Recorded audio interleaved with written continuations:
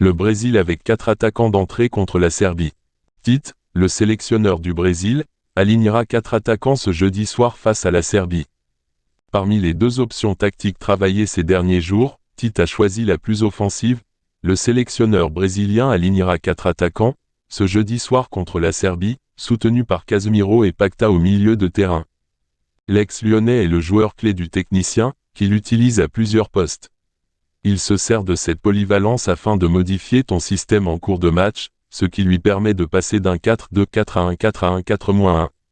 La seule incertitude concerne le latéral gauche, Alex Telles est en ballottage très légèrement favorable par rapport à Alex Sandro.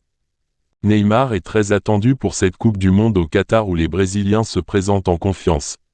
Mais le leader incontesté de la Seleção affûté comme rarement ne fait pas l'unanimité dans un pays extrêmement polarisé avant ce mondial. Et son soutien à Jair Bolsonaro, l'ex-président d'extrême droite n'y est pas étranger. Et Neymar, il va falloir te déclarer. Voilà l'un des chants repris en chœur par les fans de Lula après la victoire de leur champion à la présidentielle brésilienne. Moins d'un mois plus tard, la star du PSG se retrouve au Qatar en tant que fer de lance d'une sélection auriverte avide de décrocher son 6e sacre planétaire.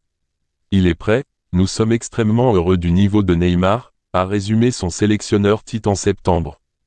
Sur ce plan-là, il n'y a pas de débat. Mais a retrouvé sa forme d'antan.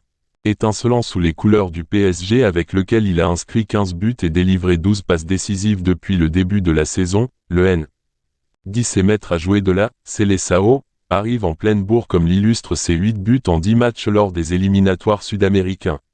Le rendement technique des athlètes et professionnels extraordinaire est lié à leur rapidité de réflexion et d'exécution. La vitesse et l'exécution doivent être synchronisées, et dans son cas, elles le sont. Actuellement, il vole, s'était réjoui le sélectionneur brésilien Tite en septembre. Depuis, cela tient toujours. Le hic est en fait ailleurs. Neymar est devenu un personnage clivant au Brésil. Et son soutien lors de la dernière élection à Jair Bolsonaro, l'ex-président d'extrême droite dont les 4 années de mandat ont rendu le Brésil plus divisé que jamais, est au cœur de ce constat. Neymar a le droit de choisir qui il veut comme président. Mais je pense qu'il a peur que si je remporte l'élection, je saurai ce que Bolsonaro lui a pardonné au sujet de sa dette en matière d'impôt sur le revenu.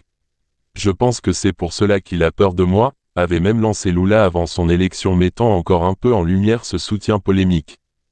Quelques semaines plus tard, rien n'a pas été oublié. Nous ne pouvons pas parler de Neymar sans analyser le paysage politique brésilien en général, nous explique Alexandre Garilha, reporter brésilien qui suit la Seleção pour le quotidien Lance.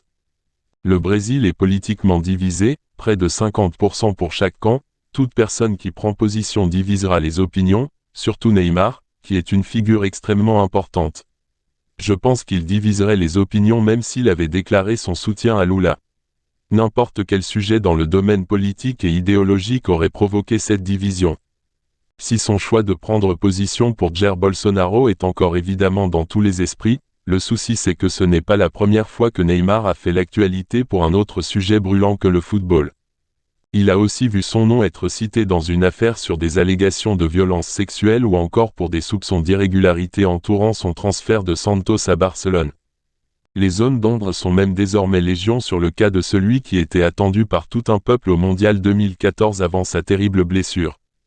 Mais l'épisode Bolsonaro l'a rendu encore un peu plus clivant dans la population brésilienne. De nos jours, au Brésil, il est impossible de plaire à tout le monde, nous sommes un pays tellement polarisé, ajoute Alexandre Garilha. Même le football, une passion nationale, n'est pas capable de mettre tout le monde sur la même longueur d'onde. Certains vont même encourager d'autres sélections à cause de Neymar et de son comportement, ou pour ses opinions politiques. Neymar semble lui faire abstraction de ces tensions. Il est focus, avide de faire vraiment entrer son nom dans la légende du football auriverte en ramenant cette 6e étoile tant désirée depuis 20 ans maintenant.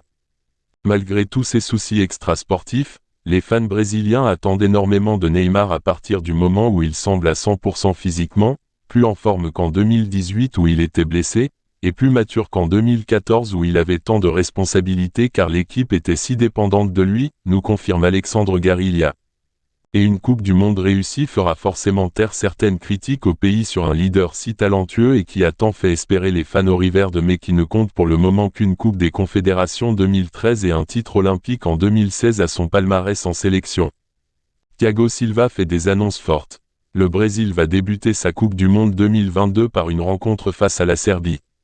À la veille de cette partie, Thiago Silva, qui portera le brassard de capitaine, s'est présenté en conférence de presse. L'occasion de faire passer quelques messages. Ces propos sont relayés par nos confrères de l'équipe. Je demande à nos supporters de nous faire confiance, nous sommes prêts à faire une grande Coupe du Monde. Bien sûr, le titre est loin, mais rêver est gratuit et on en rêve. On y croit, en voyant tout ce qui a été fait jusqu'à présent. Nous sommes sur le point de faire nos débuts dans une position très favorable, dans le sens où je sens qu'on est bien dans tous les domaines.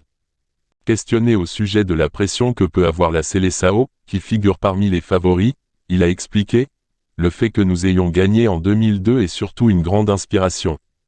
Au centre d'entraînement, nous avons des images de Seleção qui ont marqué l'histoire.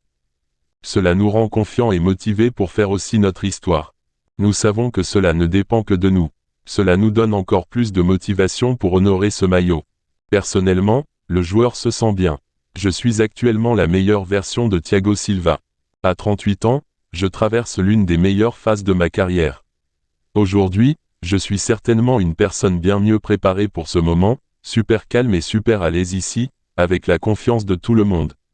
Le mélange de jeunes et de personnes expérimentées crée une belle connexion dans notre équipe. Il n'y a pas de vanité dans ce groupe. Au Brésil de joindre l'acte à la parole à présent.